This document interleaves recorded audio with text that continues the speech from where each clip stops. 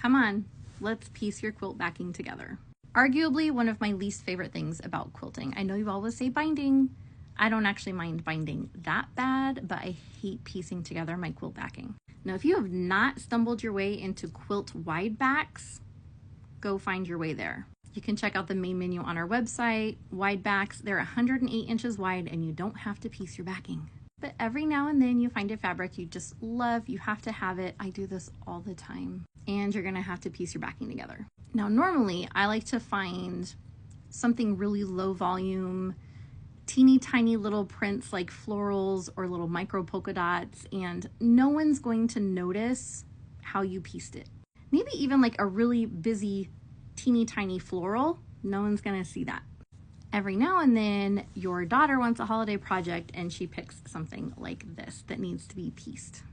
And not only is it directional fabric, right? It goes in one direction, but it also has a very specific pattern that if you don't piece it correctly, you're gonna notice where it is. And this is for a Christmas tree skirt that she wants to have be reversible. So we need to have it look nice.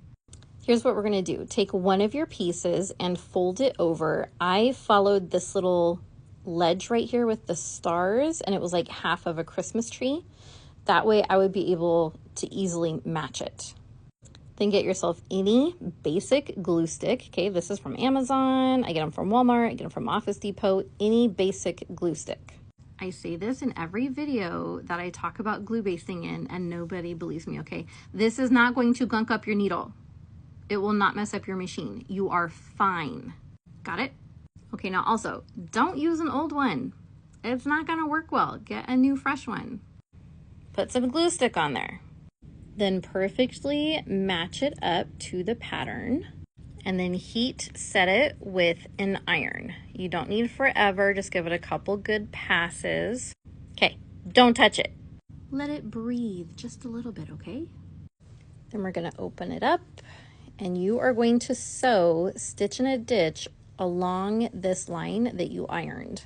I like to use a stitch length of 2. Whenever I'm piecing things together, I like to do a 2 because that way I know it's not gonna pop and come apart. I used to do a 2.5, 2.4, things were popping, I don't like it. Okay, now also you see how there's this little extra part right here? Even though I cut these 2 pieces the exact same length, they're gonna be a little bit different because I needed it to perfectly match up. So I had to scoot it up a little bit. So if you have picked a fabric that has a bigger repeating pattern, you're gonna wanna buy extra fabric, like maybe even a half a yard of something.